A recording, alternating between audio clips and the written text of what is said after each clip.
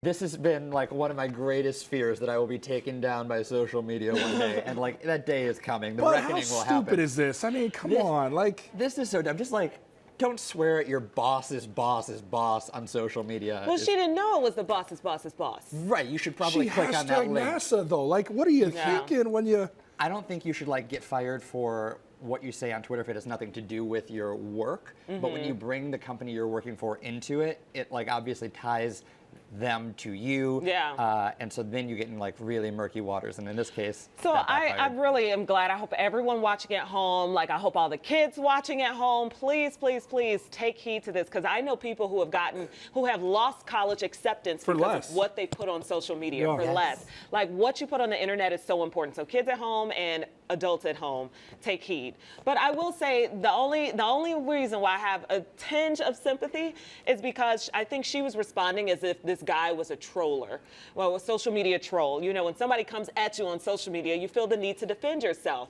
Only problem is it was her boss. You know, the other part to this story, the additional add-on to this, saying too much there, but the user who replied with language has also gone to bat for her afterwards. They had a side conversation and is trying to, he said he's already cleaned this from her record. I don't know exactly what that entails, but he's fighting to get her this internship back. Oh, I don't know, if you're NASA, do you give her another opportunity? Because they say this guy believes she's fully qualified and belongs at NASA.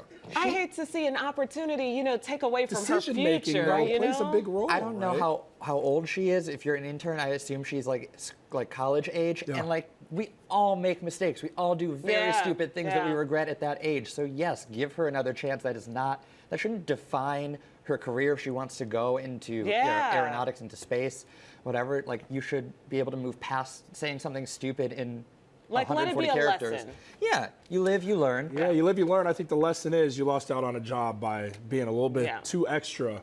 I will tell you, I keep all of my current sexual partners secret from who I'm dating. Really? Is it because you think they're going to know? Not anymore, you know, Zach. No, all right. I will tell you, I think I would rather not know. This is a very real story. I was on a date with someone very young. I love Zach's dating stories. And, you know, he was like, so how many people have you been with? And I was like, can we order edamame first? Like, this is very, very sudden. And I was like, low sodium soy sauce too, please, before we get into this. Yeah. And I was like, I don't know, like, how many people have you been with? And he was like, about 100.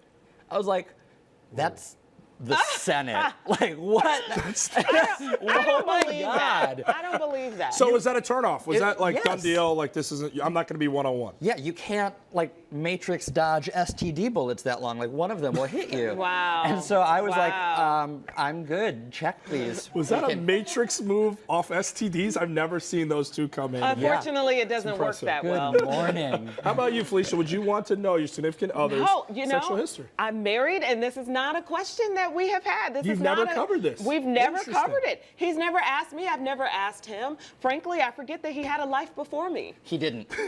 He did. He was his life didn't start. She didn't forget. Felicia truly believes there was no life for Teddy before hers. She like found him like under a leaf naked. She's like, oh, you're born. About it. I'm so focused on our future, and right now we're a good place. I think that's the right approach. You know, for me, with Shay, my fiance, we were very good friends first. So she was a confidant in my life, and we talked about things never knowing that we'd get to the space we are now, which is engaged and about to be married in a year. So she knows the number, which I'm not going to share with everybody out there. What's the number? We'll go ahead and skip that. I'm still looking to lose my virginity on my wedding day. I'm very excited about that. But in all seriousness, we discussed all that, and it was never a deterrent for me. I mean, health is always is an issue. That's a discussion. Potentially when you talk about the numbers, but there's ways to remedy that, and there's ways to check that so you're aware. But outside of that, I don't think jealousy would ever get in the way. I would want to know, though. I would want to know not necessarily the number, but if there's a room that we're in with somebody, maybe we're at a wedding, or maybe we see these people all the time. I get that. I'd want to know if she's been with that person. Even if I would tell him. I don't want him like having cocktails and getting a bromance with somebody that I've had a past with, had a history with. Exactly. Even if you don't have that conversation, like there are signs you pick it up. I dated a guy who dated so many people walking through West Hollywood was like walking to church with Jesus. Everyone was just like yelling at him like, hey. I was like, enough. There you go.